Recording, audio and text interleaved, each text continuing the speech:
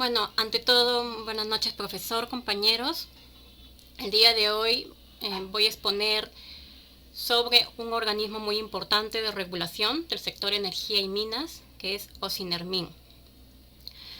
Pues básicamente este organismo es muy importante teniendo en cuenta que existen fallas de mercado y en ese sentido los organismos reguladores tratan de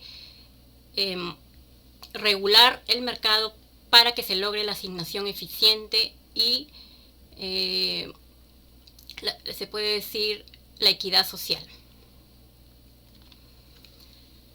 En primer lugar, ¿qué es OSINERMIN?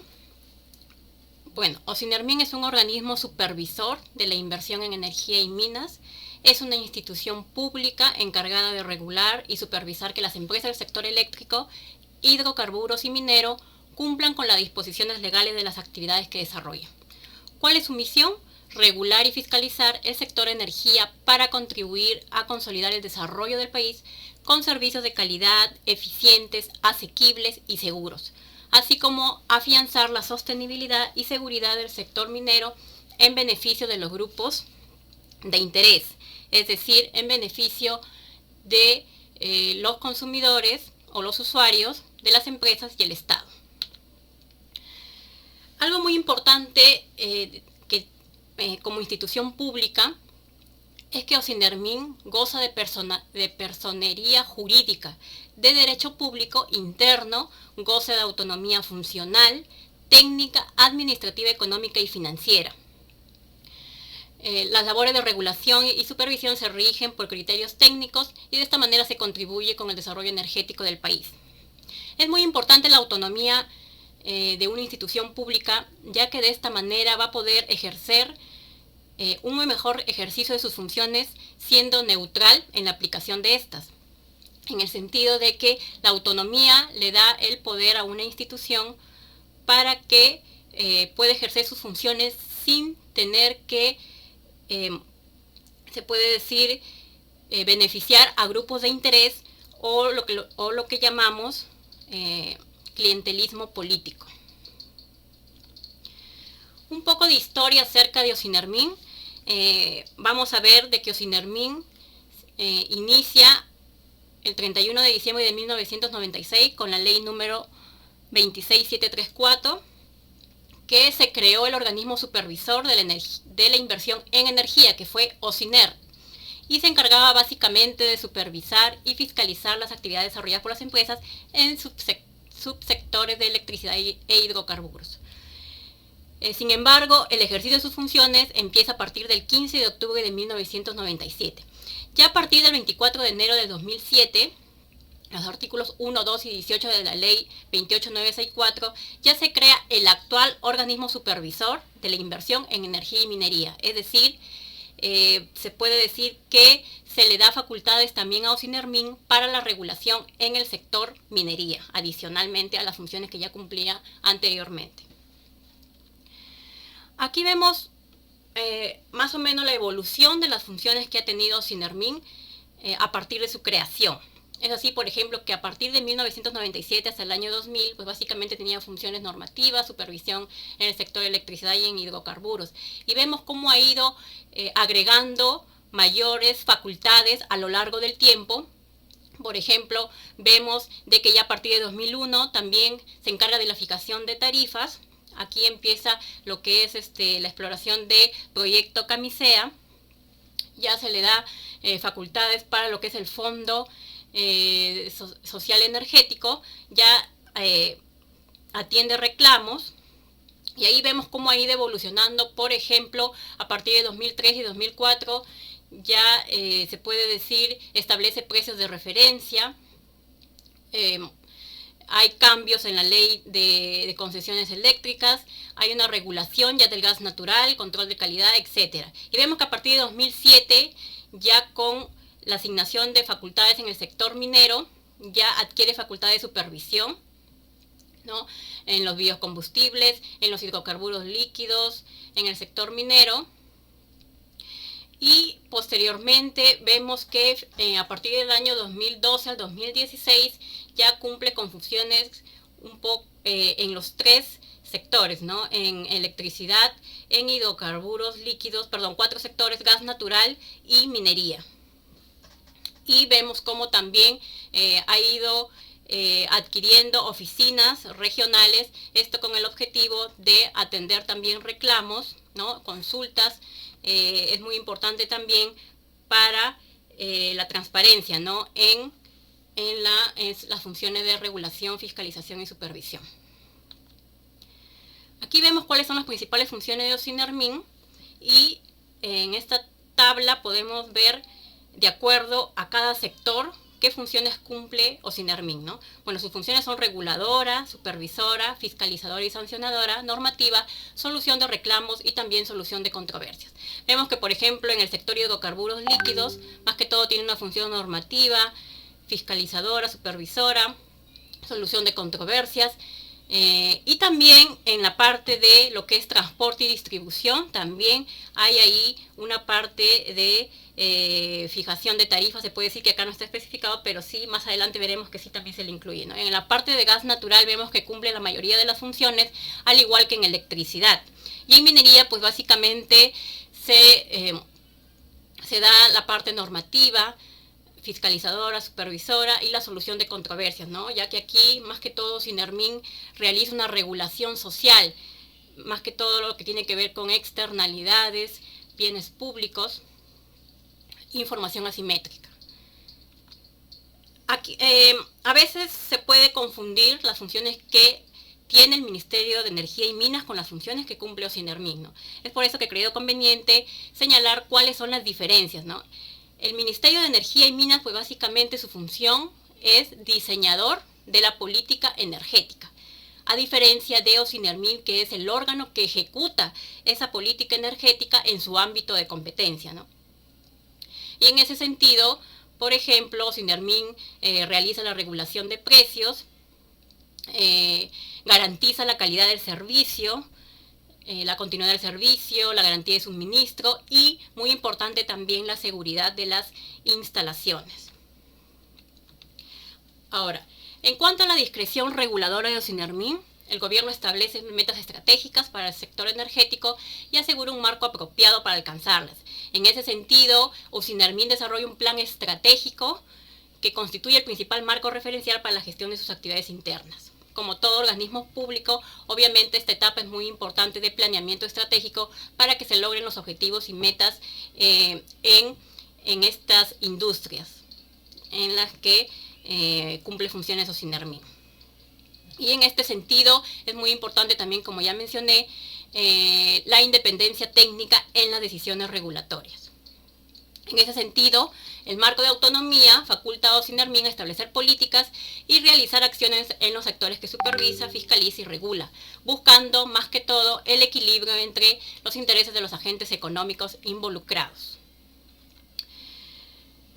Hay algo muy importante también que se puede decir que busca todo organismo estatal, es que las acciones que tengan estas instituciones, se puede decir, estén alineadas con los estándares de la OCDE, el Organismo de Cooperación y Desarrollo Económico, en el sentido de que se deben cumplir principios de gobernanza de organismos reguladores. Y en ese sentido, el Decreto Supremo número 10/2016 estipula alcanzar una mayor confianza en las decisiones regulatorias a través de claridad de roles, la prevención de influencia indebida, la estructura del gobierno y la rendición de cuentas y la transparencia. Ahora, sin embargo, vemos también que existen fallas regulatorias, no solamente en el caso de Ocinermin, sino en cualquier organismo estatal, ¿no? Regulador. Y estas fallas principalmente se dan porque no se dispone de la información relevante entre los agentes regulados, por ejemplo, hay asimetría regulatoria, y también cuando hay influencia de grupos de interés o problemas de clientelismo político, como ya mencioné, oportunismo político, ¿no? Y en ese sentido, la gestión no es neutral, sino que se deja influenciar por esos intereses de grupos políticos, y de esta manera no se logra la eficiencia en la regulación. Entonces, ¿qué se puede hacer para evitar esta falla? Pues básicamente los organismos reguladores desarrollan mecanismos de participación activa que equilibran los intereses del Estado, las empresas y los consumidores, ¿no? Por ello que acá es muy importante la transparencia y la disponibilidad de la información de todas las funciones y todas las acciones que realiza OSINERMIN y cualquier organismo público para que se logre este equilibrio entre los intereses de los grupos de interés o los grupos, en este caso consumidores, empresas y el Estado. Ahora, vamos a hablar de manera general en qué se basa la regulación del sector energía y minas. Como bien sabemos, ¿qué es lo que justifica la intervención del Estado en el mercado? Es justamente las fallas que existen en el mercado. Y en estas fallas tenemos lo que es el poder de mercado, debido a la presencia de monopolios o la concentración de empresas, las asimetrías de información, externalidades, bienes públicos y también la desigualdad en la distribución de los recursos es considerado por algunos autores como también una falla de mercado. Ahora, ¿qué hacen los organismos reguladores para hacerles frente a estas fallas? Establecen básicamente dos tipos de regulación: la regulación económica, que es enfocada directamente a contrarrestar efectos de potencial ejercicio de poder de mercado, en el caso de los monopolios naturales, y la regulación social, que está orientada a establecer reglas de juego que contrarresten prácticas de asimetría de información, externalidades, y se realiza de dos maneras, ¿no? Mediante mecanismos de comando y control y mecanismos de mercado. En el caso de los mecanismos de comando y control, pues básicamente se refieren a establecer estándares mínimos que deben cumplir las empresas para que se logren los objetivos, por ejemplo, de seguridad, de la infraestructura, ¿no? Y en lo que respecta, por ejemplo, a la regulación basada en el mercado, se da a través de cambios en los precios relativos, creación de mercados. Por ejemplo, tenemos cuando hay externalidades, ¿no? Se dan los impuestos pigovianos, que es una manera también de regular, subsidios, en el caso de las externalidades positivas, y la creación de mercados también, que se refiere a la asignación de derechos de propiedad. Por ejemplo, cuando se asignan derechos, por ejemplo, para la emisión de gases de efecto invernadero, por ejemplo, ¿no? Y otro mecanismo de regulación social es a través de la provisión de bienes públicos. Todo ello con el objetivo justamente de lograr una asignación eficiente y equitativa de los recursos. Y en este sentido se puede decir el organismo regulador actúa como esa mano invisible que asigna eficientemente los recursos en el mercado, que nos decía Adam Smith, para corregir justamente esas fallas y se logre la eficiencia y la equidad de los recursos. Ahora, una falla de mercado es el monopolio natural. Básicamente en el sector energía, no todas se puede decir, la cadena de valor es un monopolio natural. Solamente, por ejemplo, en el caso de la electricidad, la transmisión y la distribución tienen, se puede decir, esta característica de monopolio natural, y también en lo que respecta a la transmisión y distribución del gas natural, ya que, por ejemplo, en el caso de la generación de electricidad y la producción de gas se consideran competitivos las empresas, y de esta manera se puede decir de que el Estado no fija tarifas en este sentido, ¿no? Más que todo fija tarifas cuando hay existencia de poder de mercado, como en el caso de los monopolios naturales.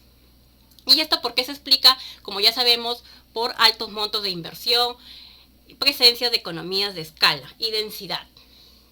Ahora, en este sentido, los objetivos de la regulación están relacionados más que todo con la recuperación de los costos de las empresas, el uso eficiente de la red, la provisión de señales destinadas a incentivar las inversiones y la provisión de servicios de calidad. Aquí vemos un gráfico que representa el monopolio natural. Aquí vemos las economías de escala, ¿verdad? En que el costo marginal y el costo medio son decrecientes. Si bien esto no es, se puede decir, una condición suficiente para el monopolio natural, porque sabemos de que también la condición suficiente es que haya subatividad de costos. Y en ese sentido puede haber costos crecientes. Sin embargo, la provisión de una empresa es menor el costo que si operaran 2 o más empresas. Entonces, es en este sentido que también tienen que tener en cuenta estas características las empresas reguladoras, ya que, por ejemplo, no podrían establecer, obviamente sabemos de que cuando un mercado es competitivo, pues no se generan pérdidas de eficiencia. En este sentido se podría establecer, por ejemplo, que el precio sea igual al costo marginal, pero en este sentido, si vemos que los costos marginales están por debajo del costo medio, pues van a significar pérdidas para la empresa. Es por eso que generalmente iremos viendo que el modelo que utilizan Osinermin es el modelo de empresa eficiente, como aquí lo menciona, ¿no? Ahora, ¿para qué es importante este modelo? Porque va a permitir determinar la remuneración de una empresa regulada sobre la base de la estimación de los costos de una empresa ideal que opera eficientemente en el mercado. Por ejemplo, en el caso de la distribución eléctrica, el objetivo es obtener costos eficientes referenciales para construir una red. Este modelo va a permitir fijar la retribución y expansión del servicio de distribución según los costos medios a largo plazo. Además, va a incentivar un proceso de expansión de la red que esté alineado con los requerimientos de la demanda, y también va a permitir que en cierta manera se reduzca el riesgo de obsolescencia, y en este caso va a ser asumido por la empresa, ¿no? A comparación de la tecnología de una empresa modelo eficiente. ¿Cuáles son los inconvenientes de este modelo? Sin embargo, es que el nivel de inversión diseñado podría no ser óptimo en las redes reales, ¿no? Si bien es un modelo de empresa eficiente, sin embargo, en la realidad, muchas veces la distribución, por ejemplo, tiene determinadas características o determinadas circunstancias que muchas veces no permite que las empresas se puedan comparar con una empresa modelo eficiente, justamente por algunas deficiencias, ¿no? Y otro es que no permite crear incentivos para cerrar las brechas de eficiencia que existen entre las empresas de distribución. Ahora, con respecto a la información asimétrica, pues sabemos que surge porque el mercado por sí solo no suministra información relevante. Y en este sentido, los sectores energéticos constituyen mercados con alta complejidad técnica. Y en ese sentido, el consumidor puede tener una información reducida para tomar sus decisiones.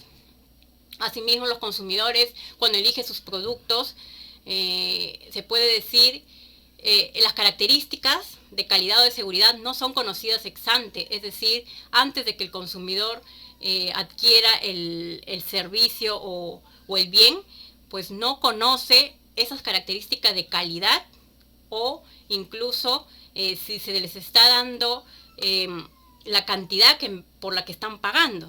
O sea, no son conocidas, y esto justamente es un problema, ¿no? Y en este sentido es por ello la labor de Osinermin de fiscalizar, como vemos en la imagen, la calidad de los combustibles y las cantidades que efectivamente, por ejemplo, en los grifos se ofrecen a los usuarios, ¿no? ¿Cuál es la ventaja? Esta diferencia, se puede decir, de información, en que los agentes no disponen de la misma información, puede ser aprovechada por las empresas, lo que lleva a incrementar el riesgo de la industria y produce resultados subóptimos.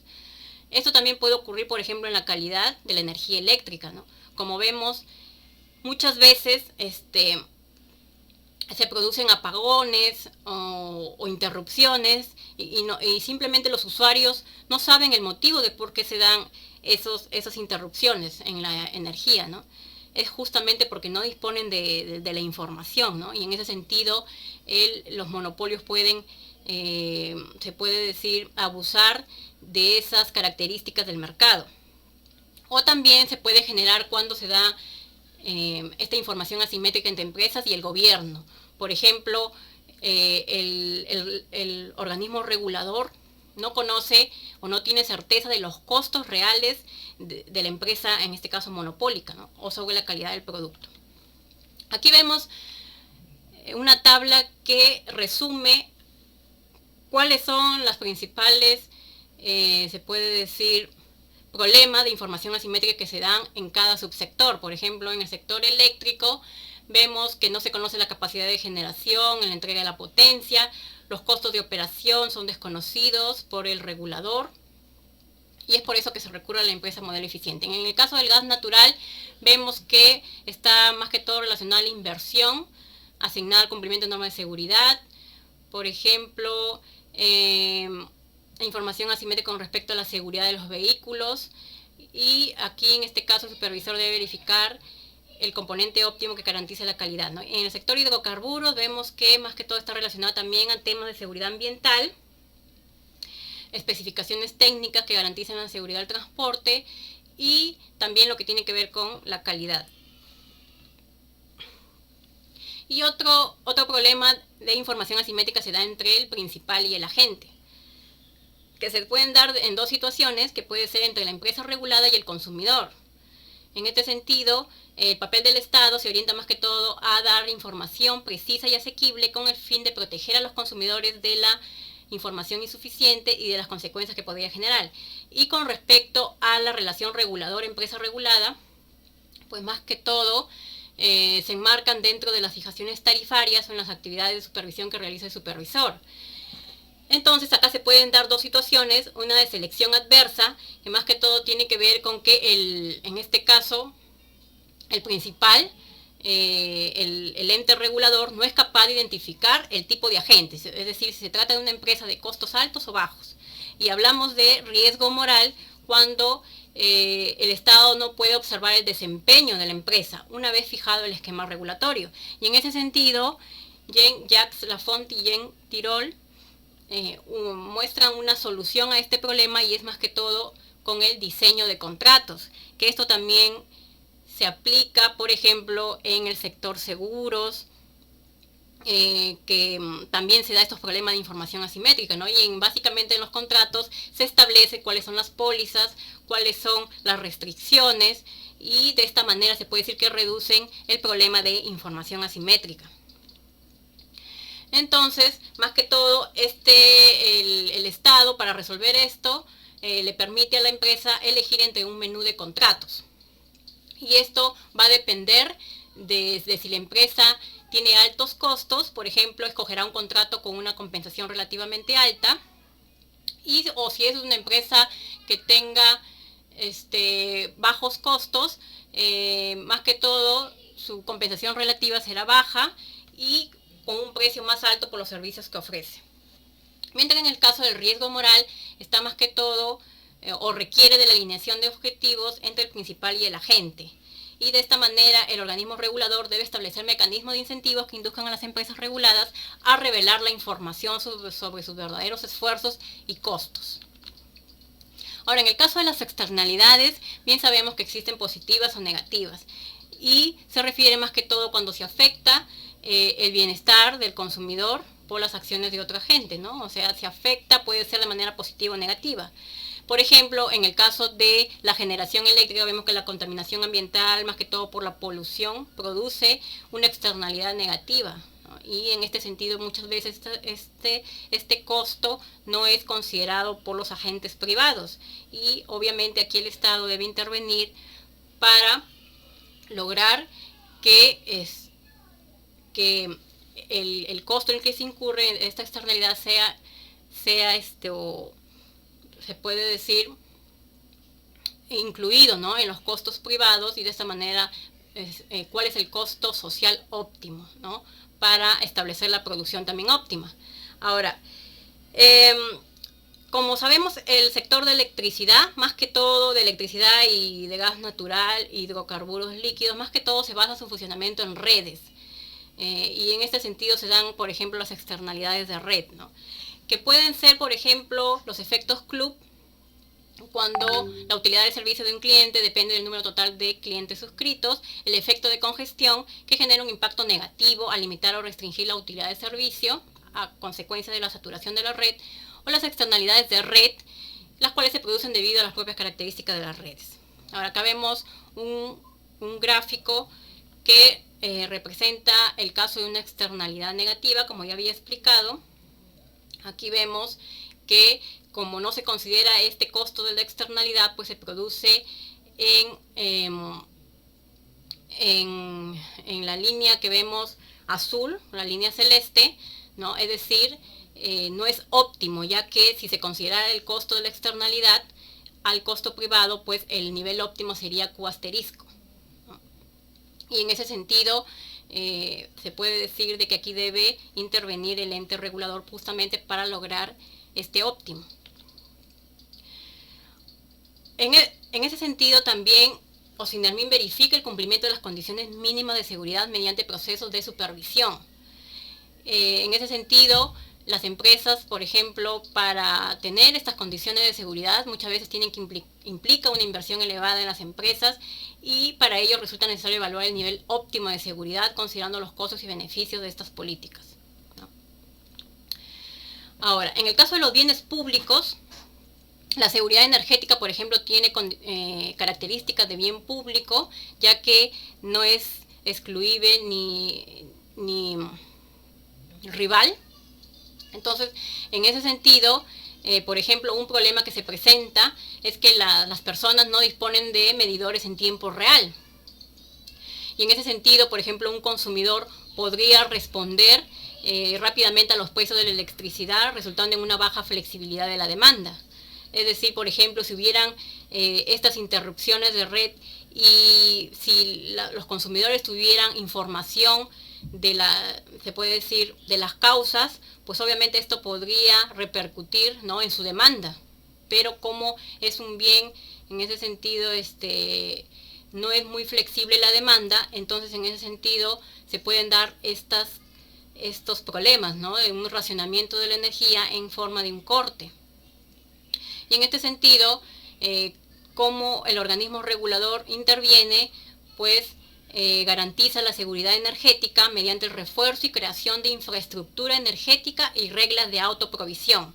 Por ejemplo, en el mercado eléctrico, en un mercado competitivo, un diseño inadecuado de mercado puede existir en una falta de inversión en generación de capacidad, debido a que las centrales de punta no podrán recuperar los costos de inversión. Entonces, esto puede significar un margen de capacidad menor al socialmente óptimo.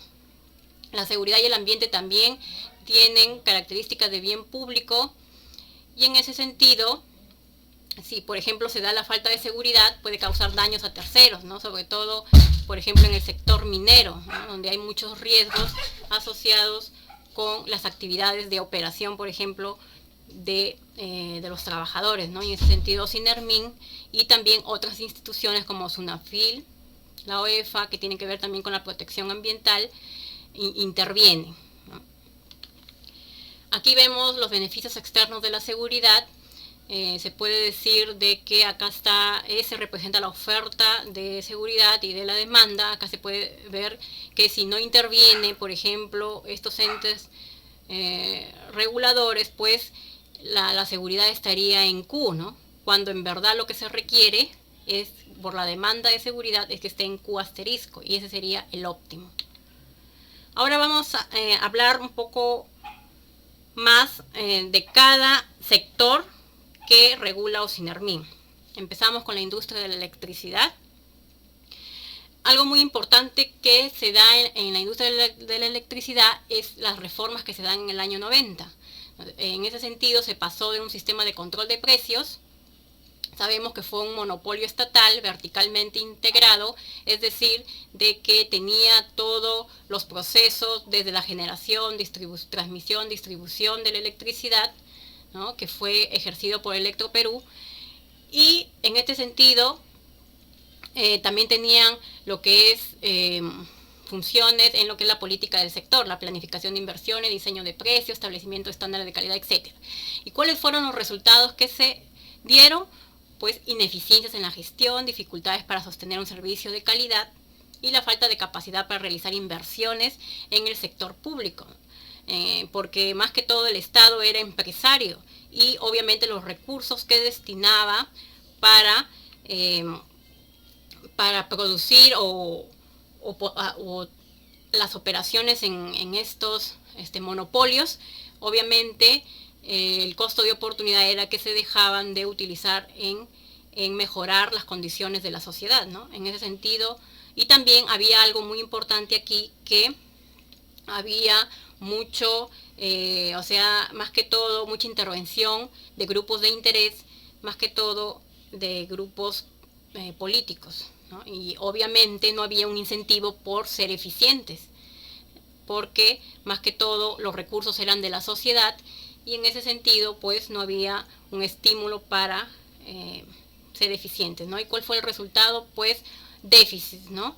Déficit en las operaciones.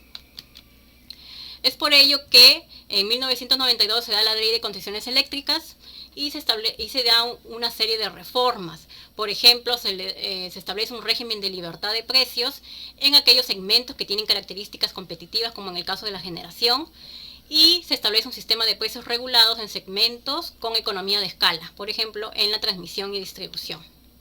En ese sentido se pasó de monopolios estatales y hubo una desintegración del monopolio estatal y se dio impulso al sector privado, encargándole una parte importante de la actividad empresarial. En este sentido, el Estado ya dejó de desempeñar un rol activo como empresario y más que todo asumió un rol subsidiario. Aquí vemos el resumen, ¿no?, de toda esta reforma estructural, que primero fue un monopolio estatal verticalmente integrado, es decir, que se encargaba de la generación, transmisión y distribución, y ya con la Ley de Concesiones Eléctricas ya se divide las actividades en generación, que más que todo se da en un segmento competitivo, y transmisión y distribución ya como monopolios naturales. Entonces, en ese sentido, ¿cuál es el diseño actual del mercado eléctrico? Pues básicamente busca limitar la capacidad de las empresas para fijar tarifas o cargos por encima del costo marginal y minimizar los costos de transacción entre los segmentos de generación, transmisión y distribución. Aquí vemos cuáles son los procesos atendidos por OSINERMIN por grupos de interés, ¿no? En el caso del ciudadano, por ejemplo, la orientación, atención de apelaciones, medidas cautelares, quejas, denuncias, solicitudes de información. En el caso de la empresa, supervisión, fiscalización, fijación de tarifas, solución de controversias. Y en el caso del gobierno, OSINERMIN también propone normas, ¿no?, y establece su opinión sobre contratos de concesión. Algunas características del mercado eléctrico, para entender un poco el mecanismo de regulación de OSINERMIN, es que la generación, más que todo, busca fuentes de insumo que permitan producir electricidad. Es importante conocer que en el Perú existe 257 centrales de generación y básicamente las energías son, la mayor cantidad provienen de energías hidráulicas, el 54.5%, de ahí seguido de energías térmicas, solares, eólicas y biomasa.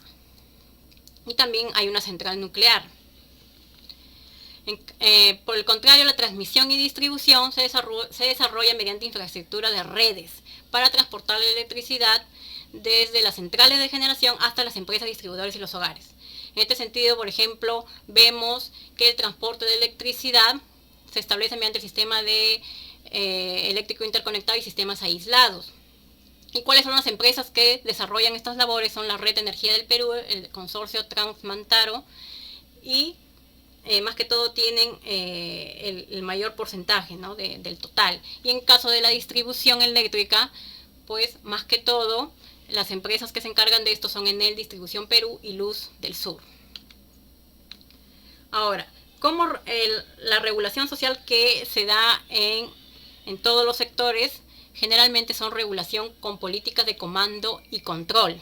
Por ejemplo, en la seguridad pública, la calidad del servicio eléctrico establece condiciones mínimas que deben cumplir las empresas que operan en el mercado, dada la inversión en medidas de seguridad y calidad para las empresas. En ese sentido, establecen un análisis para conocer el nivel óptimo de seguridad y calidad. Ya.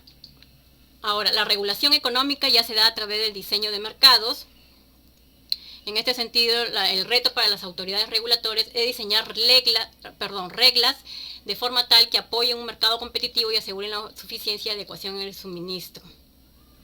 Por ejemplo, un aspecto importante es determinar quién accede al mercado mayorista. En el mercado eléctrico peruano, por ejemplo, la ley de concesiones eléctricas permitió el acceso a los mercados solamente a los generadores. Sin embargo, ya a partir de la ley 28832 ya se podía incluir también a empresas distribuidoras para abastecer a contratos con usuarios libres, por ejemplo, ¿no? Ahora, aquí vemos que el precio utilizado en el mercado mayorista es igual al costo marginal, y esto de aquí, más que todo, se realiza en orden creciente de costos, donde el costo marginal se define como el costo variable de la unidad generadora más costosa, ¿no?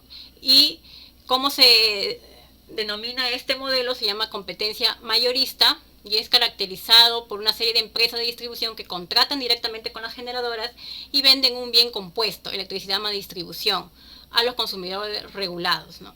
Es decir, se firman contratos a largo plazo entre generadores y distribuidores o generadores y usuarios libres. Entonces, Ocinermin, más que todo, evita posibles conductas de ejercicio de poder de mercado en los sectores de generación y en los sectores de transmisión y distribución. ¿Y cuál es el modelo o el esquema que utilizan? Es la empresa modelo eficiente, con la variante de que se toman en cuenta las características geográficas de sectores eléctricos y la densidad poblacional.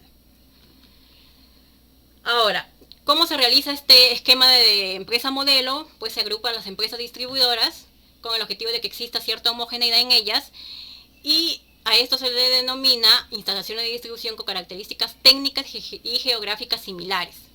Asimismo, que tengan similitudes en costos de inversión, operación y mantenimiento. Y en el segmento de transmisión, Ocinermin fija las tarifas con el objetivo de lograr que los ingresos totales de las empresas de transmisión puedan cubrir con sus costos totales eficientes, basándose en el sistema económicamente adaptado. Y aquí vemos de que la tarifa tiene en cuenta la demanda de electricidad, ¿no? Por ejemplo, cuando se trata de una demanda de 200 kilowatts y más que todo que tienen una máxima demanda anual, y los medianos consumidores que optan por ser regulados con los consumos anuales se encuentran entre 200 y 2500, ¿no? Ahora, cuando ya superan la demanda de 2500 kilowatts, ya tienen la categoría de usuarios libres y ya pueden negociar directamente con las mismas empresas distribuidoras. Ahora, en generación, ¿qué es lo que se remunera? La energía y la potencia, y para ello se establecen tarifas en barra. Y en la transmisión, más que todo, se establecen peajes de transmisión, en el que incluyen transmisión principal, garantizada, secundaria y complementaria. Y en la distribución se hace uso del valor agregado de distribución en media y baja tensión, al cual se le agregan algunos cargos fijos. Acá tenemos el precio a nivel de generación, que más que todo se basa en un mecanismo de licitaciones de contratos entre empresas de distribución y generación eléctrica, por el medio del cual las primeras podían recurrir a subastas para atender las ventas destinadas al servicio público. Y en este sentido se obtiene un precio de la energía que más o menos se asemeja a las condiciones competitivas, ¿no? Que el precio es igual al costo marginal. Ahora, dentro de acá, debido a que una licitación no solo puede resultar adjudicataria en una empresa de generación, sino varias cuyos precios propuestos son diferentes pero no superiores al precio tope, entonces Ocinermin realiza un promedio ponderado de los precios ofertados y se obtienen los precios firmes. El precio firme justamente es el resultado de estos contratos de mediano y largo plazo, donde se establecen o donde incluye tanto el precio de la energía como el precio de la potencia, con su respectivo mecanismo de actualización, ¿no? Y los precios en barra ya tienen que ver con la suma de los precios básicos de la energía, potencia y el peaje de transmisión. Es decir, cuando hablamos del precio básico de la energía, más que todo se refiere a los costos variables que asumen las centrales eléctricas. Y en el precio básico de la potencia es un pago que permite a los generadores recuperar costos de inversión, operación y mantenimiento. Aquí vemos la composición de los precios en barra, que es justamente donde lo establece Ocinermin, ¿no? Hay un precio a nivel generación y un precio a nivel transmisión. Y también existen precios de usuarios libres y regulados, que están sujetos a la regulación de precios o sea, es decir, los usuarios regulados, mientras que los usuarios libres, por ejemplo, pueden negociar libremente los contratos con las distribuidoras y las centrales de generación, como vemos en la gráfica, ¿no? Es decir, a partir de cierta demanda de kilowatt ya es opcional, se puede decir que los usuarios pueden negociar libremente con las mismas empresas distribuidoras o de generación. Ahora, también en las tarifas eléctricas incluye el precio de transmisión, que es un cargo cobrado por el uso de las redes que hace posible el transporte de la energía. En este sentido, la transmisión toma en cuenta la electricidad de redes principales y secundarias, ¿no? La transmisión principal y la transmisión secundaria, y este costo es asumido por aquellos usuarios que utilizan dicho sistema. Es por eso que aquí vamos a ver, bueno, antes de ello, los precios de distribución y comercialización también forman parte de las tarifas eléctricas, y para ello Ocinermin remunera estos precios vía el VAT, ¿no? Y que toma en cuenta este VAT son los costos asociados al usuario, independientemente de su demanda, las pérdidas estándar de distribución y los costos estándar de inversión, operación y mantenimiento de la distribución.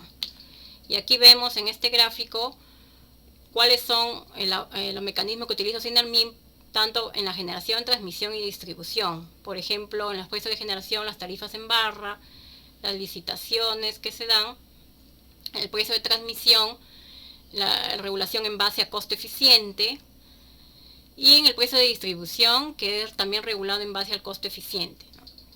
Y todo ello da lugar a la tarifa del servicio eléctrico. Y aquí lo podemos representar de mejor manera, cuáles son los componentes de la tarifa, por ejemplo, eléctrica residencial, ¿no? Aquí vemos que la generación representa un 49.5% del precio final, la transmisión un 21.3%, la distribución un 29.2%, ¿no? Y el total del recibo obviamente toma en cuenta todos estos precios, ¿no? Ahora, en la industria del gas natural, básicamente el gas natural comprende 5 actividades: exploración, explotación, transporte, distribución y comercialización. Y, por ejemplo, el traslado se realiza mediante redes de suministro o ductos diseñados para atender a una diversidad de usuarios. Entonces, Jenny, ¿sí? ¿puedes mostrar la última de las tarifas de electricidad, por favor? Ahí quédate un ratito, ¿sí? Entonces, miren lo curioso y lo complejo que es el negocio de la electricidad, ¿no? Donde una familia, al pagarle a Edandina, les está pagando a todos los que están en el camino, ¿no? A quien genera, a quien transporta, ¿sí? Y el mayor peso se lo lleva el generador, ¿no? ¿Sí? Casi el 50% va a los que tienen las plantas hidroeléctricas, ¿no? Casi un cuarto se lo llevan los dueños de las redes de alta tensión, esas que vemos entre ciudades. Y miren, el distribuidor local, en el caso de Trujillo y Hidroandina, se lleva casi 30%. Lo que te quiero preguntar es lo de abajo, Jenny, no sé si has investigado, ese que dice total regulado y total sin regular. Ahí abajito hay un 43% y un 56%. El total sin regular, profesor, se refiere más que todo a los precios de las licitaciones, en el sentido de la generación, que no se puede regular porque se establece a través de subastas, y ahí se dan ¿no? los precios o sea, como hay una subasta, más que todo los precios que más se asemejan a un mercado competitivo, que es igual al costo marginal, ahí no interviene el Ocinermin. Solamente interviene, por ejemplo, en los precios ya lo que tiene que ver con la transmisión y la distribución, ¿no? Los peajes de distribución y transmisión. Es por eso que ahí dice total sin regular, ¿no? Es decir, que la mayor parte tiene que ver con esos precios que se establecieron en ese mecanismo de licitaciones. O sea, de libre mercado, más bien, ¿sí? El que es irregular, ¿no? Sí. O sea, es juego de oferta y demanda, que pueden ser por subastas o por licitaciones, sí, como sea. ¿Ya? Entonces, ya estoy más o menos interpretando ahí. En la parte de distribución, mira, todo es regulado, fíjate, ¿sí? En la regulación. Dice ahí, en la distribución, 100% es regulado. Pero en la generación hay una parte que no es regulado, que es la mayoría, ¿no? ¿Sí? La mayoría es solo regulado, miren, la generación es 5 soles, prácticamente 5% en la generación. En la transmisión regulado 8.50 y otros conceptos cobrados 12.80 es no regulado. Sí, esa es más o menos la lectura, o sea, la mayoría es suelto, ¿no? Y procede de la generación. Ajá. Ya más o menos estamos entonces tratando de entender esa tablita. Gracias. Claro, esa tablita es viejita, ¿no? Es del 16. Sí. ¿De dónde la has encontrado ahí en esa tablita? ¿De la página? No, Ocinermin tiene, se puede decir, unos compendios por cada industria. Tiene industria de electricidad, en la industria, ¿no?, del gas natural, sí. Y ahí establece todo, las características del sector, todo, ¿no? Y toda la regulación, el marco regulatorio. Yeah. Esta tablita la has tomado de uno de ellos, de uno de esos Sí, documentos. de la industria de la electricidad, sí. Claro, para estos últimos tiempos de repente ha cambiado un poco, ¿no? La composición. O sea, puede ser de que haya habido más regulación o menos regulación, ¿no? O sea, eso es importante también tenerlo. Y ahí, gracias. Sigamos, por favor. Ya, en el caso de la industria del gas natural, como mencionaba, más que todo las actividades que mencioné de exploración, explotación, transporte, distribución y comercialización, las 4 primeras requieren importantes inversiones para afrontar los costos de instalación de los sistemas de suministro. Y aquí se asumen una serie de riesgos, tal como el fracaso de la exploración, los peligros en el manejo de la seguridad, entre otros. Y también otra característica de estas inversiones es que tienen costos irrecuperables y específicos al giro del negocio, debido a que no es posible convertir o trasladar los usos de la infraestructura instalada en caso de las operadoras, por ejemplo, de las empresas operadoras. Ahora, otro rasgo característico es las economías de escala, ¿no? Así como en el caso de la electricidad, también aquí en las actividades de transporte y distribución se generan economías de escala, ¿no?, asociadas a la construcción y el empleo de redes de suministro. Y más que todo tiene que ver con la característica de subaditividad de costos, que es característica de los monopolios naturales. Aquí podemos ver más o menos la estructura del suministro del gas natural en todas las etapas. Vemos la etapa de la exploración, explotación, la red de transporte y la red de distribución, que ya es más que todo destinado a las industrias, al consumo residencial, comercial, eléctrico, ¿no? Y vemos más que todo qué partes son segmentos competitivos y qué partes son monopolios regulados, ¿no?, que más que todo tiene que ver con el transporte y la distribución, que es lo que regula Ocinermin. Algunos usos del gas natural es bueno conocerlos.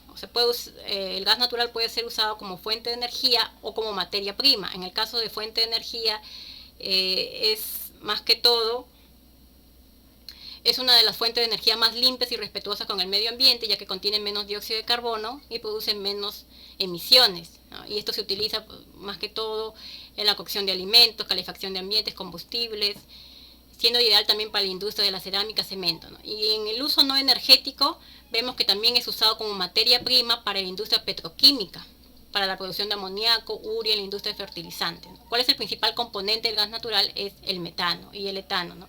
Constituyen la materia prima en estos procesos petroquímicos. Ahora, en el caso del transporte del gas natural, se da básicamente por gasoductos y el transporte del gas natural comprimido o gas natural licuado.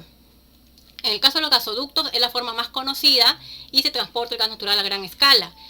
En este sentido pueden unir, por ejemplo, distancias hasta más de 3.000 kilómetros y suelen tener una red de ductos que se conecta al ducto principal para abastecer a poblaciones cercanas. En el caso del transporte del gas comprimido y licuado, ya es una modalidad alternativa para cuando no se pueden construir ductos en el punto de origen, ¿no? Y pueden ser transportados, por ejemplo, vía marítima o vía terrestre, pero se requiere de una infraestructura especial.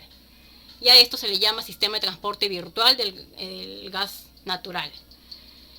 Entonces, por ejemplo, en el caso del comprimido, la tecnología permite almacenar gas natural a altas presiones, de modo que pueda ser transportado en cisternas, ¿no? Que están en poblaciones alejadas. Y en el caso del gas licuefactado, consiste en el enfriamiento mediante un proceso criogénico a temperaturas cercanas a menos de 161 grados centígrados. Ahora, un proyecto importante, ¿no?, que justamente actual, por decirlo así, pero que se puede decir que empezó desde 1984 con el descubrimiento de la reserva de gas natural por Shell, es Camisea, ¿no? Se puede decir de que antes de Camisea, lo único que existía es, por ejemplo, los yacimientos gasíferos Aguaitia en Ucayali y los yacimientos localizados en la costa y el Zócalo Norte, en Tumbes y Piura. Ya a partir de 1984 y 1988, al descubrirse la región de Camisea en Cusco, pues más que todo es lo que actualmente vemos que es una fuente muy importante energética, ¿no?, y que contribuye al desarrollo económico del país, ¿no? Sin embargo, aún existen mucho por hacer en este sentido, ya que se tiene que establecer una serie de infraestructura para que la población en general pueda acceder, ¿no?, a los beneficios de este gas natural. Ahora, en la exploración y explotación de gas natural de Camisea, más que todo se puede mencionar a Shell y al consorcio Plus Petrol, que a la fecha es el encargado de explotar el lote 56 y 88. En la explotación y exploración tenemos más que todo cuáles son las empresas que explotan y exploran. Por ejemplo, el lote 88 es operado bajo Plus Petrol. El lote 56 también es por Plus Petrol. Acá tenemos también el lote 57 operado por Repsol y una empresa china llamada China National Petroleum Corporation, ubicado en el departamento de Cusco, Ucayali, Junín. Y el lote 58 también es operado por esta empresa china y está en el departamento de Cusco. El transporte y distribución, como bien sabemos, el que conocemos Cálida, ¿no? Sin embargo, por ejemplo, la transportadora de gas del Perú ha sido la encargada de construir y operar el gasoducto y poliducto de la zona de Camisea hasta Lurín, por ejemplo, ¿no? En el caso de Cálida, más que todo distribuye gas natural a Lima y el Callao, y con Tugas reparte este gas natural en el departamento de Ica. Asimismo, también tenemos a Perú LNG, que es la empresa encargada de la planta de liquefacción Melchorito. Bueno, aquí vemos más que todo las empresas en cada una de las etapas del proceso, ¿no?, del proyecto Camisea, que son las que ya mencioné anteriormente. Ahora, la regulación del gas natural, ¿no?, que es a lo que es más que todo las funciones que cumple Ocinermin, más que todo se centra en la ley número 27133, y en este reglamento se establecen las condiciones específicas para la promoción del desarrollo de la industria del gas natural en el país. Y para ello se promulgaron reglamento de transporte de hidrocarburos por ductos y distribución de gas natural por redes de ductos.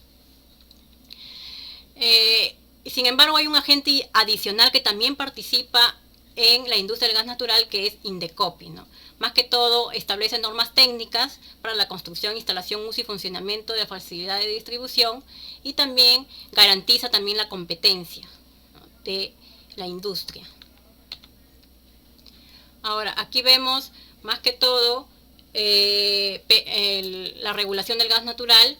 En ese sentido, Perupetro tiene facultades en las actividades de exploración y explotación. Las GAR, que forma parte de Ocinermin, tiene implicaciones en lo que es red de transporte y distribución. Indecopi ya más que todo se centra en lo que es la comercialización, ¿no? Y aquí podemos ver otras instituciones como Proinversión, el Ministerio de Energía y Minas, la OEFA también para normas ambientales, SUNAFIL para lo que tiene que ver normas de salud y seguridad ocupacional. ¿no? Hay muchas entidades involucradas, mejor dicho, en lo que es la regulación del gas natural, como también en el caso de la industria minera también. Ahora, ¿cuál es la regulación de precios en la industria? Como mencioné, más que todo, la exploración, producción y procesamiento son actividades que se desarrollan en un mercado competitivo. Entonces, más que todo, los precios del gas natural en boca de pozo no son regulados por Sinermin. Sin embargo, en el caso del lote 88 de los yacimientos de Camisea, el Estado sí acordó un contrato de licencias de topes máximos para los precios del gas natural. Y ya en las actividades de transporte y distribución, ya sí están sujetas a regulación de tarifas por parte de Sinermin. Y ¿cómo se compone el precio del gas natural? Pues más que todo, el primero es el precio en boca de pozo, que más que todo se da en un mercado competitivo. Sin embargo, en el lote 88 se establecen topes máximos, ¿no? Y en el mercado, perdón, en el precio de la tarifa por el servicio de transporte desde Camisea hasta el ducto principal. Y también incluye una tarifa única de distribución. Y aquí vemos más que todo que el precio, ¿no? El precio del gas natural en boca de pozo, más que todo se rige bajo la oferta y la demanda, es decir, no se encuentra regulado, a excepción, como ya mencioné, del lote 88. Y en este de topes máximos que establece Sinermin, más que todo, se establece un precio base máximo para generadores eléctricos con el objetivo de promover el uso del gas en el sector eléctrico. Y aquí vemos los componentes del gas, del precio del gas de Camisea, ¿no? El precio final es igual al precio a boca de pozo, que son precios libres que se dan por la oferta y la demanda, y las tarifas máximas que establece Sinermin en el lote 88. Y también incluye la tarifa por el servicio de transporte y una tarifa única de distribución, que es justamente las tarifas reguladas por Sinermin. Y aquí vemos la regulación del transporte por red de ductos, ¿no? Hay un diseño tarifario del transporte según normas vigentes. Se da bajo el enfoque de costo medio a largo plazo, el cual se obtiene a través de un cociente del costo de servicio, del proceso de licitación y la demanda total del periodo. Y para ello se considera un criterio de valores actualizados a una tasa de descuento del 12% anual. En este sentido, lo que se busca es mantener el equilibrio económico-financiero de la empresa concesionaria, es decir, cubrir sus costos y, ¿no? Por lo que se busca que los ingresos estimados sean iguales a los costos, siendo esto una aproximación del costo medio a largo plazo. Y aquí vemos cuál es la fórmula que establecen para el cálculo de la tarifa de transporte. Es el costo medio a largo plazo, más que todo es dividido entre la demanda, ¿no? Y se actualiza a, como ya mencioné, a una tasa del 12%. Ahora, en lo que es la distribución por red de ductos, ya existen dos concesiones, tanto en Lima y el Callao, administrada por la empresa Cálida, y la concesión de Ica por Contugas. El nivel de tarifas se determina mediante el establecimiento de una empresa modelo eficiente o empresa de referencia para remunerar los costos eficientes de la empresa y de esta manera se cumpla con exigencias y parámetros establecidos en el reglamento de distribución por red de ductos. Aquí vemos cuál es la fórmula que se utiliza. Aquí vemos que es más que todo la sumatoria del costo de inversión, ¿no? A un periodo de 30 años que comprende el valor nuevo de reemplazo existente más las inversiones proyectadas, y también es la sumatoria del costo anual de operación y mantenimiento dividido entre la sumatoria es decir, actualizada de la demanda o consumo de los consumidores a una tasa de actualización, como ya mencioné, ¿no? Y de esta manera se establece el costo medio de la empresa modelo eficiente.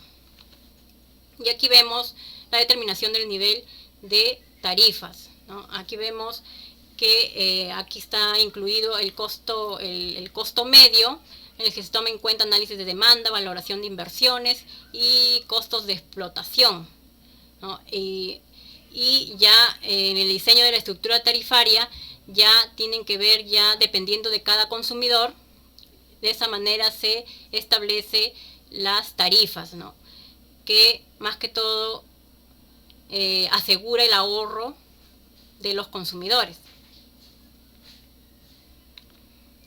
Y en lo que respecta a la supervisión del gas natural, pues Básicamente, la normativa mayor es la Constitución Política del Perú y establece la Ley Orgánica de Hidrocarburos, la Ley General del Ambiente y la Ley de Seguridad y Salud en el Trabajo, ¿no? Y de acuerdo a estos reglamentos, pues se establece todas las normativas que deben cumplir las empresas en lo que respecta al gas natural.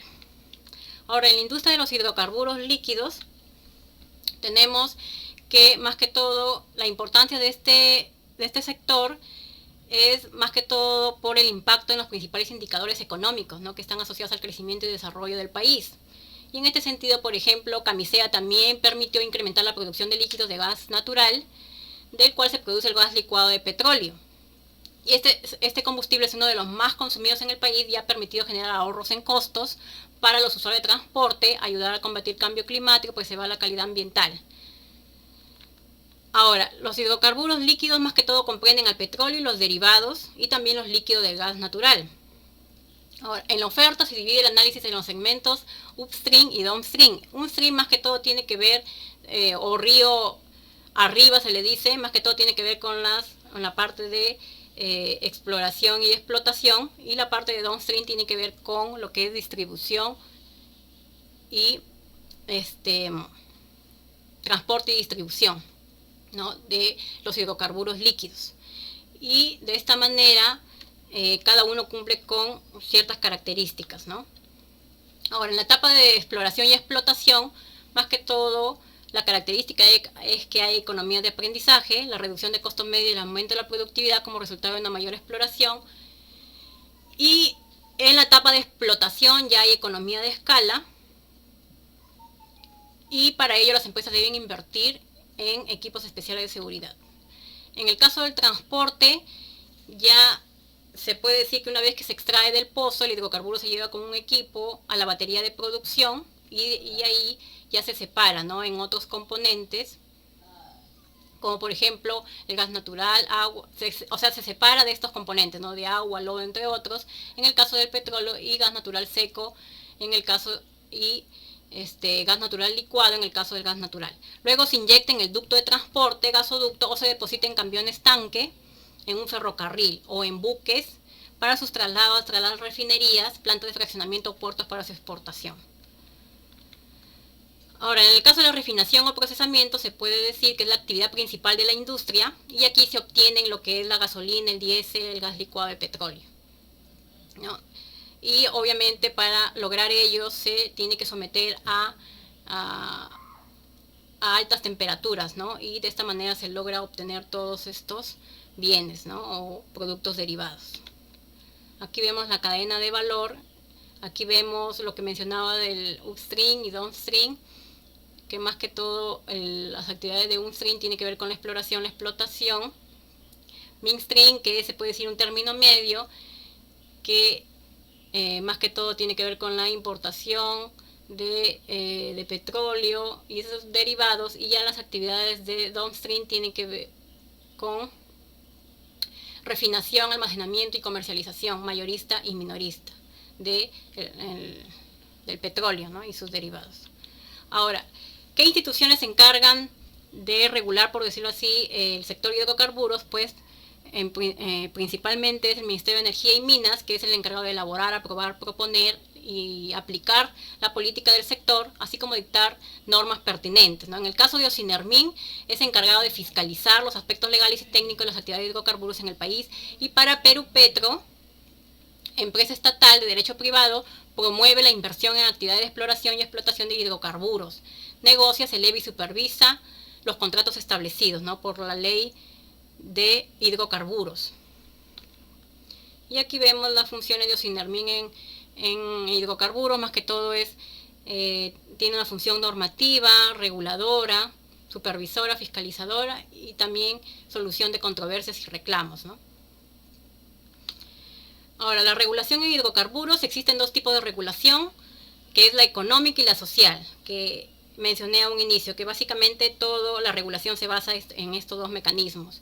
Y la regulación económica incluye derechos de propiedad de los hidrocarburos y la regulación de precios para ciertas actividades. Y en el caso de la regulación social, más que todo está formado por normas específicas que regulan aspectos como por ejemplo la seguridad industrial, regulación de la calidad, seguridad energética y protección a poblaciones vulnerables, y regulación ambiental y cultural, ¿no? Obviamente para ello intervienen muchas instituciones, no solamente OSINERMIN, sino también, como mencioné anteriormente, OEFA, SUNAFIL. En la regulación económica, más que todo, se da a través de derechos de propiedad, ¿no? Por ejemplo, la ley de hidrocarburos establece que los hidrocarburos in situ son propiedad del Estado. Sin embargo, quien otorga a Perú Petro el derecho de propiedad sobre lo extraído para poder celebrar contratos de exploración y explotación. En ese sentido, no hay regulación económica de precios de los hidrocarburos líquidos. Bien sabemos que los hidrocarburos líquidos son commodities, por ejemplo en el caso del petróleo, y obviamente está determinado por la oferta y la demanda, ¿no? Excepto en el caso del transporte y distribución por ductos, que sí están regulados, ¿no?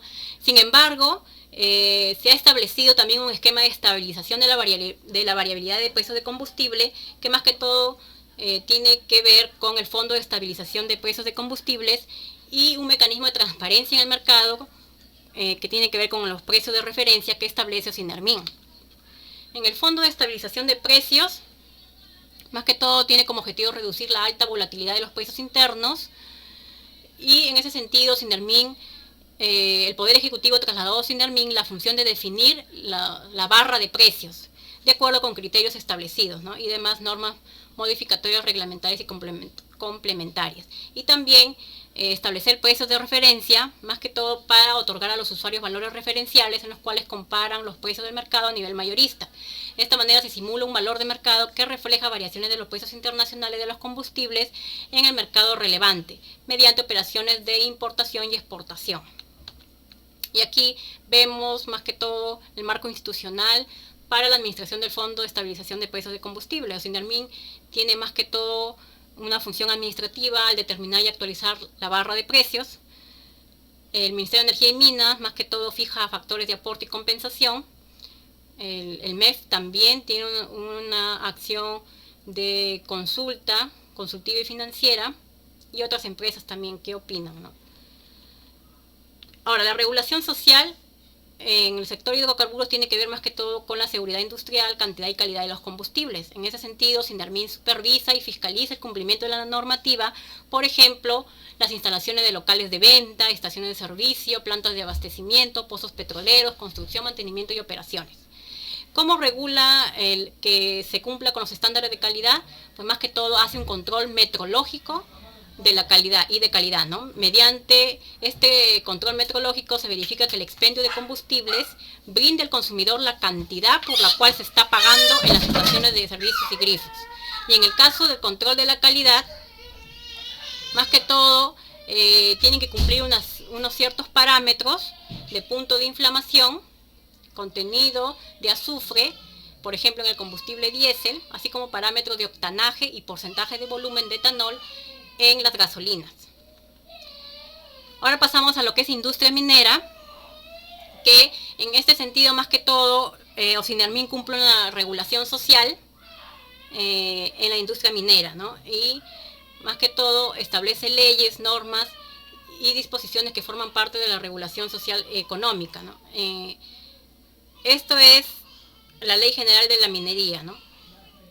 Y todo esto tiene sus premisas en la Constitución Política del Perú. Ahora, ¿qué labores desempeña el Ministerio de Energía y Minas y OSINERMIN? Más que todo, el Ministerio de Energía es el ente rector y normativo, es el que diseña la política minera, y OSINERMIN ya es el órgano ejecutor de la política minera, supervisa y fiscaliza el cumplimiento de disposiciones legales y normas técnicas en lo referente a seguridad de infraestructura, instalaciones y gestión de operaciones de la gran y mediana minería. En el caso de la pequeña minería artesanal, más que todo se encuentra a cargo del Ministerio de Energía y Minas y de los gobiernos regionales. Ahora, ¿cómo se da esta regulación social por parte de OSINERMIN? Más que todo, como ya mencioné, tiene que ver con la seguridad industrial, la salud de los trabajadores y la protección del ambiente, ¿no? Obviamente aquí combina labores con OEFA y SUNAFIL. Mientras que la regulación económica que no interviene Ocinermin, porque esto de aquí más que todo lo realiza según la Dirección General de Minería, ¿no? Por la entrega de títulos y derechos para el inicio de las actividades mineras, o también lo realiza gobiernos regionales, ¿no? Dependiendo de su jurisdicción. Ahora, más que todo, Ocinermin se encarga de... el organismo es el que supervisa y fiscaliza todo, que se cumplan todas estas normas de seguridad, ¿no? De seguridad y en la infraestructura de las operaciones mineras, ¿no? Ahora, aquí vemos las funciones de Ocinermin en el sector minero. Tiene una función supervisora, verifica el cumplimiento de obligaciones contenidas en la norma vigente, fiscalizadora y sancionadora, se imponen sanciones dentro del ámbito de competencia, y normativa, se elaboran propuestas normativas y se presentan ante los órganos competentes. ¿Qué procesos son atendidos por Ocinermin en este sector minero? Con respecto a los ciudadanos, atención de denuncias, supervisión y fiscalización de seguridad en el desarrollo de las actividades mineras. En lo que respecta a las empresas, supervisión y fiscalización. En lo que se respecta a seguridad, atención de solicitudes, multas. También sanciona Ocinermin. Y con respecto al Estado, establece informes técnicos legales y también propone, ¿no?, normas. Ahora, en este sentido, ¿cuáles son los reglamentos que utiliza Ocinermin para lograr la seguridad en la minería? Utiliza básicamente el Reglamento de Seguridad y Salud Ocupacional, que contiene obligaciones sobre la seguridad de las actividades mineras, así como normas mínimas para la prevención de riesgos. El Reglamento de Procedimientos Mineros, que establece autorizaciones que requiere titulares de las actividades mineras para la construcción y funcionamiento de instalaciones, y un procedimiento para el reporte de emergencias, que establece procedimientos y formularios para hacer efectivas las obligaciones de reporte de accidentes y emergencias, así como la presentación del informe de investigación respectivo de acuerdo a lo exigido por ley. Ahora, ¿cuáles son los instrumentos de regulación social? Como ya mencioné, más que todo son las disposiciones legales y técnicas en seguridad. Y los instrumentos de regulación económica que no están a cargo de Ocinermin, sin embargo, es importante mencionar lo que se dan a través de las concesiones mineras, ¿no? Se establece una disposición constitucional para otorgar la titularidad de los recursos naturales, que básicamente el que tiene, en la Constitución menciona, el que tiene el dominio es el Estado, ¿no? Es propiedad del Estado. Sin embargo, el Estado también puede habilitar, otorgar la explotación de recursos a los particulares, y en este sentido se otorgan títulos habilitantes para tal fin, y las condiciones para la utilización de los recursos naturales, ¿no?, la cual se encuentra en la Ley para el Aprovechamiento Sostenible de los Recursos Naturales. ¿Qué es una concesión minera? Pues básicamente es un título que otorga el derecho a explorar y explotar las sustancias minerales comprendidas dentro de los límites de un área determinada. Sin embargo, también se requieren de otros permisos. Ahora voy a hablar un poco de los cursos de extensión universitaria que pone a disposición Ocinermin para beneficiar justamente a la comunidad universitaria, ¿no? Ahora, Ocinermin desde el año 2003 viene realizando el programa de extensión universitaria de especialización en regulación y supervisión de la industria energética y minera, con la finalidad de capacitar a jóvenes profesionales egresados de carreras de economía, derecho, ingeniería civil, ingeniería de minas y muchas otras carreras, ¿no? Y básicamente tiene muchas especialidades, tiene 6 especialidades este curso de extensión, en lo que respecta a desarrollo de energía y minería, en economía de la energía y minería, electricidad, gas natural, hidrocarburos líquidos. Y algo muy importante es que el proceso de admisión no genera ningún costo para los participantes. ¿Cuál es la finalidad? Brindar oportunidades a jóvenes talentos de todo el país, fomentar la meritocracia, promover la profesionalización del sector energético minero y aportar también al sector energético con jóvenes especializados. Y los objetivos es más que todo que los participantes comprendan la razón de ser de Ocinermin, ¿no?, que le permita adquieran conocimientos sobre regulación y supervisión que permita afrontar determinadas situaciones propias del sector, y también adquirir una visión general del sector de energía y minas con una adecuada formación y sensibilización en temas de supervisión. Adicionalmente, también busca impulsar el desarrollo profesional y personal para lograr la mejora continua del sector de energía y minas. ¿Cuáles son la duración y las vacantes de este curso? Pues vemos que este curso empieza a partir del 17 de enero de 2022 y culminará en marzo de 2022. Las clases serán impartidas de lunes a viernes de manera remota mediante mecanismos virtuales de aprestamiento, y el número total de vacantes se muestra en la tabla, ¿no? Que para el derecho de la energía y minas, que son las especialidades, se cuenta con 21 vacantes, para la especialidad económica de energía y minería 9 vacantes, supervisión de electricidad 27 vacantes, supervisión de gas natural 15, supervisión de hidrocarburos líquidos 27 y supervisión minera 9, total de 108 vacantes, ¿no? Para estas especialidades en los cursos. Los beneficios es que permite adquirir una certificación a nivel de posgrado en regulación y supervisión de la industria energética y minera con una duración cercana a las 200 horas. El curso es gratuito, además se obtiene una doble certificación tanto en nombre de OSINERMIN como de la Escuela Nacional de la Administración Pública.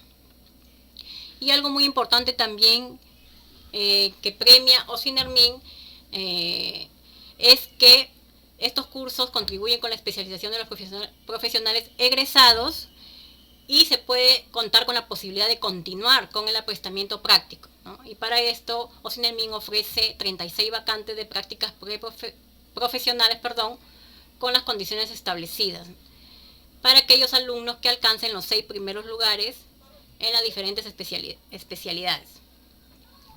Asimismo, luego de la ejecución de las prácticas profesionales y de acuerdo con el resultado de la evaluación de desempeño, existe la posibilidad de acceder a ser contratados bajo la modalidad de supervisores. Ahora entramos a lo que es aplicaciones en el Perú, más que todo noticias relacionadas a las funciones que cumple OSINERMIN. Vemos aquí que una noticia que OSINERMIN menciona de que las tarifas eléctricas subirán en 0.1% a partir, bueno, en este caso, esta noticia es del noviembre de 2015, ¿no? Aquí vemos de que OSINERMIN menciona de que habrá un aumento para los usuarios residenciales como para los comerciales e industriales, ¿no? Por ejemplo, dice, si un usuario pagaba 50 soles en un recibo de luz, a partir del siguiente mes se va a incrementar en un 0.05 soles, ¿no? ¿Y a qué se debe este aumento? Menciona que se debe a una mayor tarifa de transmisión eléctrica, es decir, el costo para transportar la energía de los centros de producción hasta los de consumo, como hogares, comercios e industrias. Y en este sentido también menciona de que las tarifas eléctricas para los sistemas aislados de usuarios residenciales disminuirán, ¿no? O sea, por un lado aumenta, pero también en algunos sectores va a disminuir, ¿no? Y de esta manera es como cumple la función OSINERMIN en lo que respecta a la fijación de tarifas en la transmisión y distribución, ¿no? Aquí hay otra noticia sobre la tarea que cumple OSINERMIN, por ejemplo, cuando sanciona, ¿no? En este caso es la noticia de que cierra 72 grifos a nivel nacional, ya que aquí vemos de que no contaban con condiciones seguras, ¿no? Y de esta manera vemos también que cuando no cumple con las condiciones mínimas justamente de seguridad, calidad de los combustibles, obviamente acá OSINERMIN tiene la facultad para sancionar, ¿no? Y aquí también es otra noticia parecida de la fiscalización que realizó OSINERMIN a los grifos de Lima Norte. Y aquí, por ejemplo, establece de que encontró de que muchos galones de diésel no cumplían con las especificaciones técnicas de calidad, ¿no? Y se realizaron controles de calidad y detectaron que el diésel era de mala calidad, por lo cual se procedió a inmovilizar el tanque que lo almacenaba para impedir que siga ofreciendo a los usuarios este combustible de mala calidad, ¿no? Y aquí vemos de que este combustible debe ser devuelto a una planta o refinería, y Acao Sinermin inició un proceso de sanción conforme a la norma, ¿no? Y otra noticia que también fue muy conocida es la tragedia que ocurrió en el 2020, ¿no? En febrero del 2020, que fue justamente por el transporte de gas, ¿no? que se dio por un agente, puso en riesgo la vida de muchas personas e incluso provocó la muerte, ¿no? Provocó 22 muertos en Villa El Salvador. Y en este sentido, Sinermin anunció que implementará una serie de medidas para reforzar la labor de fiscalización en el transporte y distribución de gas licuado en todo el país, ¿no? Y también él menciona de que estas empresas estaban realizando prácticas indebidas debido a los vacíos en la normativa vigente, y también menciona de que ante esto se planteó propuestas normativas que permitan a las autoridades establecer la obligación por parte de los operadores de tener rutas definidas y horarios de circulación establecidos. O sea, no es muy importante esto para evitar justamente estos riesgos, ¿no? Sabemos de que todo combustible es inflamable y obviamente hay riesgo de que haya fuga o de que haya incendios o explosiones, ¿no? Y las personas que están obviamente más cerca a estos vehículos corren riesgo. Es por ello que Sinermin está en la obligación tanto de imponer todas estas medidas de seguridad y también multas, ¿no?, a estas empresas. Ahora, propuesta de investigación científica, más que todo, una propuesta es cuáles han sido las repercusiones económicas y sociales de las reformas regulatorias en el sector eléctrico en América Latina a partir del año 1990, ¿no? Sabemos que en la década de los 90, no solo aquí en el Perú hubo mucha intervención estatal, monopolios estatales, sino también en América Latina. Y en este sentido se dieron importantes reformas en el sector, por ejemplo, eléctrico, y lo que más que todo el objetivo de la investigación es describir las principales repercusiones económicas y sociales en el sector eléctrico en América Latina, y hacer una comparación entre países de todas estas reformas y los mecanismos de regulación económica y social que se han dado, ¿no? Más que todo la metodología sería descriptiva, una investigación descriptiva con análisis documental de fuentes secundarias de los organismos reguladores de los países que forman parte de América Latina, entre ellos el Perú, y obviamente también hay información disponible en la CEPAL sobre estas reformas. Otra investigación es medir el impacto en los precios de la regulación de la electricidad y el gas natural en el acceso a la energía en las zonas rurales en el Perú. Bien sabemos de que en las zonas rurales aún cuentan con deficiencias en lo que es en el acceso a la energía, por ejemplo, a la electricidad. No toda la población cuenta con energía eléctrica, y en ese sentido, más que todo el objetivo de esta investigación es determinar el impacto que ha tenido la regulación de precios, las tarifas, más que todo, para que las poblaciones que son consideradas las más vulnerables puedan acceder a tanto electricidad como gas natural. Y la metodología, más que todo, sería una investigación causal longitudinal a través de correlaciones estadísticas. Más que todo, establecer si hay una correlación entre los precios y la proporción de familias rurales que se han beneficiado con el acceso a la energía. Y otra investigación también que es muy importante, dado que se presenta como un desafío para la industria energética en el Perú, es el desarrollo de energías renovables no convencionales, justamente para cumplir con el objetivo de sostenibilidad, ¿no? A estas energías me refiero, por ejemplo, a la energía eólica, la energía solar, porque bien sabemos de que el petróleo al ser un combustible fósil, es altamente contaminante, ¿no? Y en este sentido, el desarrollo de estas energías puede permitir esa transición energética para lograr los objetivos de sostenibilidad. Sin embargo, ya hay muchos avances en este sentido acá en el Perú, ¿no? Pero más que todo esta investigación trata de describir cuáles son las fuentes o cuál es el desarrollo de estas fuentes de energía, no solamente aquí en el Perú, sino también en América Latina, para medir el grado de sostenibilidad energética. La metodología sería también una investigación descriptiva con análisis documental de fuentes secundarias de organismos reguladores de los países que forman parte de América Latina o también de la CEPAL, que nos brinda esta información. Bueno, eso sería todo, profesor. Gracias por la atención. Muy bien, muy bien. Amplio. Esta posiblemente ha sido el sector más amplio, ¿no? Amplísimo realmente lo que hace Ocinermin y posiblemente se note más en la parte